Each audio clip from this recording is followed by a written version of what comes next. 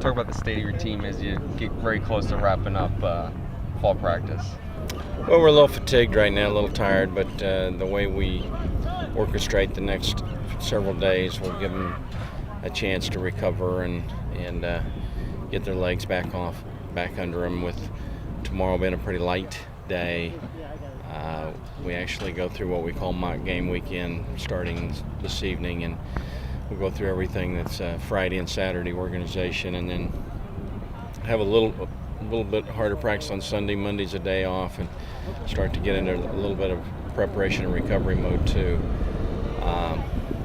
I think offensively we're closer to playing a game. Defensively we're still in that growing stage, and that's probably going to transpire for a little while, but we're making progress, and that's good. I think we've had a good camp, probably about as good a August camp as we've had since we've been here. Knock on wood, we've stayed reasonably healthy through it, and we've got a lot of work done.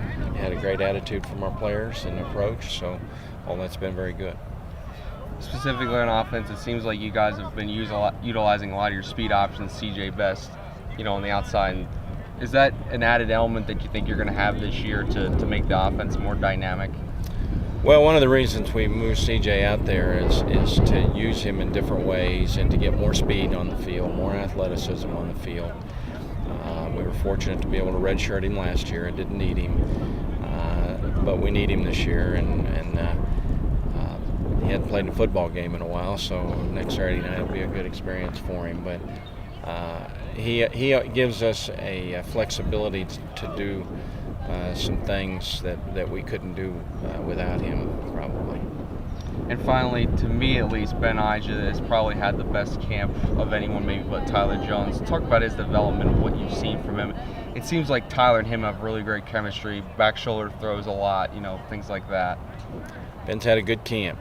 He's probably our best receiver at this point right now, though. Brandon and Japhis and some of them aren't far behind him.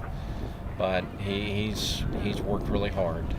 I'd like for Ben to be just a little bit more consistent. He's more consistent than he's ever been, but we're trying to kind of push him that last few steps, But he has definitely been a guy that has developed a good feel for Tyler and him, and he's given us some explosiveness on vertical throws and things like that. So I expect Ben to have a big year. Did you see some signs of that last year too? It seemed like when Tyler was the quarterback, they really had a good chemistry to even start out right at the beginning. From what I've been hearing. Yeah, well, they did. The first game against Wyoming, they connected on a huge play before half, and some others. So I think Ben started to come into his own last year, and he set the table to have a good senior year.